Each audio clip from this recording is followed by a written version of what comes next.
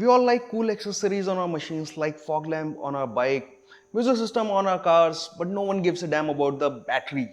And today I'm gonna tell you how to check the health of your battery so that you don't run into any trouble. If this is your first time watching me, don't forget to hit that subscribe button. Welcome to Dieselhead. This is Vivek. Let's roll the video, fellas.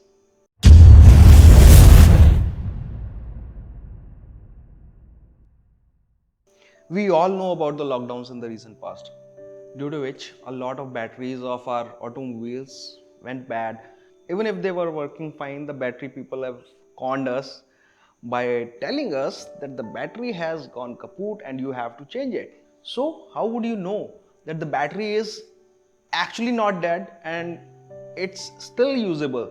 See, if the battery is completely depleted, then try to start your machine somehow using jumper cable or some other means like post starting, and then use it for a while, say 15 or 20 kilometers at least, so that the battery can be charged up to its 50% strength, and then try to crank your machine. If the crank is longer than usual, then you have to check the battery, and then you have to use this method I'm going to tell you, which is very easy. If somehow you don't have the sufficient tools, then you can go to your local mechanic and get it checked the way I am telling.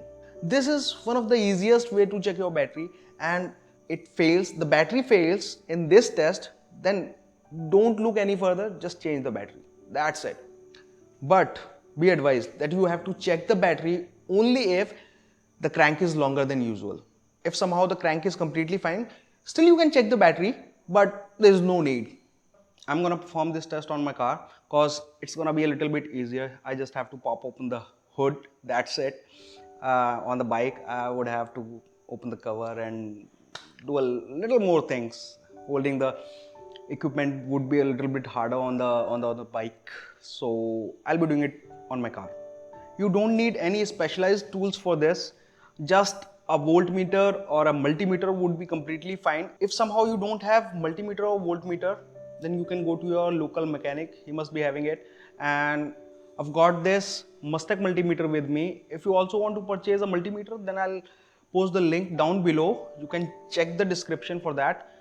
I'll select 20 volt DC on this multimeter.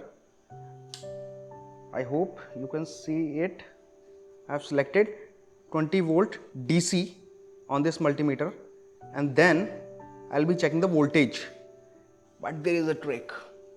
That is why this video is worthful to watch. I'm connecting this red wire to the positive terminal like so.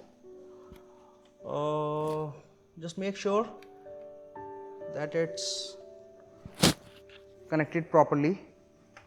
I have set my multimeter in DC mode at 20 volt, and as it's very much clear on the screen that it's showing 12.44 volt.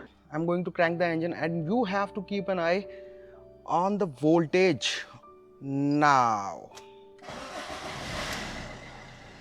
you see the voltage of the battery was somewhere around 10.5, 10.23, above 10 volts.